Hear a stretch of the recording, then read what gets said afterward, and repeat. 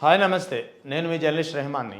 సాధారణంగా హైదరాబాద్ నుంచి విజయవాడ వెళ్ళాలన్నా, లేదా మరే ఇతర నగరానికి వెళ్ళాలన్నా అంటే మీరు నేషనల్ హైవేపై ప్రయాణించేటప్పుడు మాత్రమే టోల్ కడుతుంటారు. ఇది ఒకటి. రెండవది, ఒక నగరంలో నివసించేటప్పుడు మీరు ప్రధానంగా వ్యాపారం చేసుకోవాలన్నా చేసుకోవచ్చు, ఉద్యోగం చేసుకోవాలన్నా చేసుకోవచ్చు. కానీ దీనికి సంబంధించి ప్రొఫెషనల్ ట్యాక్స్ లేదా మహా అయితే దానికి సంబంధించినట్టు కమర్షియల్ ట్యాక్స్ ఉంటుంది. కానీ ఇకపై మీరు అక్కడ వ్యాపారం చేసుకోవాలన్నా పన్ను కట్టాల్సి ఉంటుంది. ఆ నగరంలోకి ప్రవేశించాలన్నా పన్ను కట్టాల్సి ఉంటుంది. చాలా ఆశ్చర్యంగా ఉంది కదా. ఖచ్చితంగా మాకు అదే అనిపిస్తుంది. ఇదంతా నేను ఎందుకు చెప్తున్నానంటే ఆంధ్రప్రదేశ్ అమరావతి విషయంలో ఇప్పుడు ఇదే జరగబోతోంది. అమరావతిలో అడుగుపెట్టి అమరావతిలో గుమ్మం నుంచి బయటికి వచ్చి కదలాలంటే ట్యాక్స్ కట్టాలి రోడ్డుపై, లేదా అక్కడ నివాసం ఏర్పరచుకోవాలన్నా ట్యాక్స్ కట్టాల్సి వస్తుంది. ఇదంతా ఎందుకంటే అమరావతిని సైతం పీపీపీ విధానంలో అప్పచెప్పేందుకు ప్రభుత్వం సమాలోచన చేస్తుంది. దీనికి సంబంధించినటువంటి కసరత్తు చేస్తుంది. అసలు అమరావతి విషయంలో ప్రభుత్వం ఏం చేస్తుంది, అమరావతి రైతుల పరిస్థితి ఏంటి, అమరావతిలో ఇప్పటికే భూములు ఇచ్చినటువంటి మొదటి దశ రైతులకు రిటర్నబుల్ అభివృద్ధి చేసినటువంటి ఫ్లాట్స్ ఇవ్వకుండా రెండో దశ భూ సమీకరణ చేసే ప్రయత్నం చేస్తుండడంపై ఇప్పటికే అక్కడి రైతుల్లో వ్యతిరేక వస్తుంటే ఇప్పుడు అమరావతిని ఏకంగా పీపీపీ విధానంలో కట్టబెట్టే కొత్త నిర్ణయం తీసుకుంటోంది. ఒకవేళ ఇదే అమల్లోకి వస్తే ఒకప్పుడు బ్రిటిష్ ఇండియా టైంలో అంటే ఈస్ట్ ఇండియా కంపెనీ పాలనలో ఉన్నప్పుడు ఏ విధంగా అయితే ప్రతి చిన్నదానికి శిస్తులు కడుతూ ఒక అన్యాయకరమైన పరిస్థితిలో జీవించామో అదే పరిస్థితి వస్తుందా అంటే ఖచ్చితంగా అలాంటి పరిణామాలే దారితీసే పరిస్థితి లేకపోలేదు. ఎందుకంటే కూటమి ప్రభుత్వం అమరావతి ముందు సెల్ఫ్ సస్టైన్డ్ ప్రాజెక్ట్ అని చెప్పింది. ఆ తర్వాత అమరావతి సెల్ఫ్ సస్టైన్డ్ కాదు, అమరావతిని అభివృద్ధి చేయాలంటే మరో 50,000 ఎకరాలు కావాలంటుంది. ఇదంతా నిన్నటి వరకు వినిపించినటువంటి మాట. ఇప్పుడు ఏకంగా అమరావతిని పీపీపీ విధానంలో ప్రైవేట్ వ్యక్తులకు అప్పగించే దిశగా అడుగులు వేస్తోంది. దీనికి సంబంధించినటువంటి పరిణామాలు ముఖ్యంగా అమరావతికి సంబంధించి సరికొత్త పరిణామాలు జరుగుతున్నాయి. ముఖ్యంగా దేశంలోనే తొలిసారిగా ప్రపంచ బ్యాంకు కనుసన్నల్లో తయారవుతున్నటువంటి చట్టాలుగా అమరావతి క్యాపిటల్ సిటీ పరిపాలనా నిబంధనలు ఉండనున్నాయి. ఇదంతా ఎందుకు చెప్తున్నానంటే అమరావతి విషయంలో ఇప్పటికే చాలా కీలకమైన నిర్ణయాలు తెర వెనుక జరుగుతున్నాయి. అమరావతిని పీపీపీ విధానంలో అప్పగించేందుకు నిర్ణయాలు జరుగుతున్నాయి.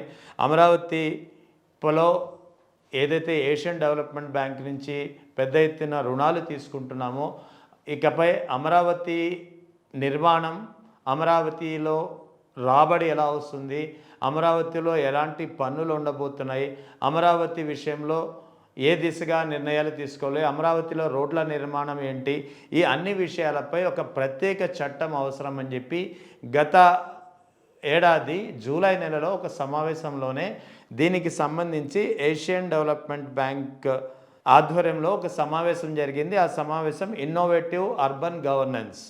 ఈ సమావేశంలో అమరావతికి ప్రత్యేక చట్టం రావాల్సిన అవసరం ఉంది. ఈ సెమినార్ అమరావతికి ప్రభుత్వం ఆర్థిక మద్దతు ఇవ్వడం, స్వయం ప్రతిపత్తి కల్పించడం, భూములను ఆర్థిక వనరులుగా మార్చుకోవడంపై దృష్టి సారించాలని చెప్పి సూచించారు. సో ఇవి ప్రధానంగా గత ఏడాది జూలైలో తీసుకున్నటువంటి నిర్ణయాలు.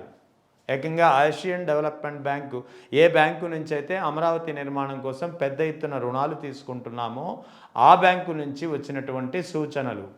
సో ఈ పరిస్థితి ఇప్పుడు ఎలా ఉందంటే అమరావతికి సంబంధించి ఒక ప్రత్యేకమైన చట్టం రూపొందించాలి. ముఖ్యంగా అమరావతి రాజధాని ఆర్థిక వనరులు, స్థిరమైన రాబడి, పీపీపీ, ప్రైవేట్ విధానం అవసరమైనటువంటి విధంగా చట్టపరమైనటువంటి ఒక హక్కును కల్పించే దిశగా అవసరమైతే 74వ రాజ్యాంగ సవరణకు లోబడి ఏపీసీఆర్డీఏ చట్టాల్ని మార్చి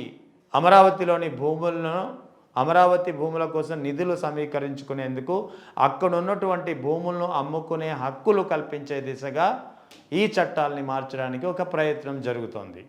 దీనికి సంబంధించి ముఖ్యంగా అంటే పరిశీలనల కోసం అంతర్జాతీయంగా అంటే దేశీయంగా అయితే ఢిల్లీ, చండీగఢ్, నయా రాయ్పూర్, తర్వాత డొలేరా కార్పొరేషన్, ఇక అంతర్జాతీయంగా అయితే Singapore, Brasilia, Putrajaya, Sejong, Vasundhara, Johannesburg, Astana ఈ నగరాలకి ఒక పరిశీలకుల బృందాన్ని కూడా పంపేందుకు ప్రభుత్వం ఆలోచిస్తుంది. దీనికి సంబంధించి అంటే ఇదంతా ఒకవేళ అమల్లోకి వస్తే ఇకపై అమరావతి నగరంలో ప్రవేశించాలన్నా ట్యాక్స్ కట్టాల్సి ఉంటుందేమో, లేదా అమరావతి నగరంలో తిరగాలన్నా ట్యాక్స్ కట్టాల్సి వస్తుందేమో, లేదా అమరావతి నగరంలో నివసించాలన్నా ట్యాక్స్ కట్టాల్సి వస్తుందేమో, లేదా అమరావతి ఏదైతే నవ్యాంధ్ర రాజధానిగా చెబుతున్నారో ఈ రాజధానికి చేరుకోవాలంటే ఇతర ప్రాంత ప్రజలు కూడా టోల్ గేట్ కట్టి కానీ లేదా ఎంట్రీ టికెట్ కట్టి కానీ నగరంలోకి ప్రవేశించాలా? ఇదంతా ఒకటి. రెండవది, అమరావతి నిర్మాణం కోసం ఇప్పటికే 33,000 ఎకరాలు ఇచ్చారు. దాదాపు 32,000 మంది రైతులు. వీరందరికీ రిటర్నబుల్ ప్లాట్స్ అభివృద్ధి చేస్తామని ప్రభుత్వం చెప్పింది. ఇక రెండవ దశలో కూడా మరో 16,000 ఎకరాలు సమీకరిస్తోంది.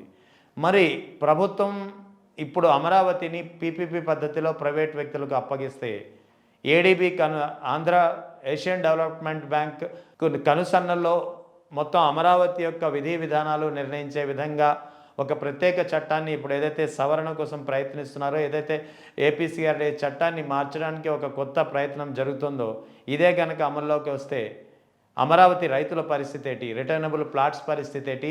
అమరావతి కోసం రైతులు ఇచ్చినటువంటి భూముల పరిస్థితి ఏంటి? భూములు ఇచ్చినటువంటి రైతులు ఏమవుతారు?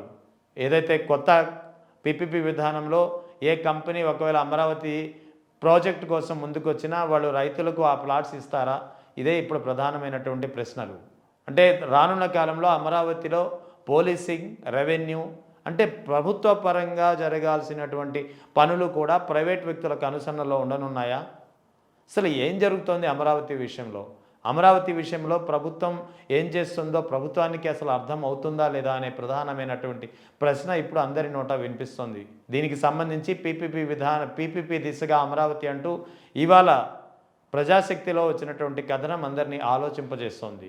అమరావతిలో నిజంగా జరగరానిది ఇదే జరిగితే మాత్రం అమరావతి ఒక ప్రైవేట్ సిటీగా, అమరావతి అంటే ఇండియాలోనే ఎక్కడా లేని విధంగా ఒక ప్రైవేట్ సిటీగా అమరావతి వెళ్ళాలంటేనే ఎంట్రీ టికెట్ తీసుకుని మరి నగరంలో ప్రవేశించే విధంగా, అమరావతిలో నివసించాలంటేనే అక్కడ ట్యాక్స్ కట్టాల్సిన విధంగా, ఈస్ట్ ఇండియా పాలనలో ఏ విధంగా అయితే గ్రామాలు, మండలాలు, పట్టణాలు, నగరాలు మగ్గాయో అదే పరిస్థితి అమరావతిలో వస్తుందంటే ఖచ్చితంగా ఒకవేళ పీపీపీ దిశగా ప్రభుత్వం అడుగులు సాకారమైతే అదే పరిస్థితి రిపీట్ కాక మానదు.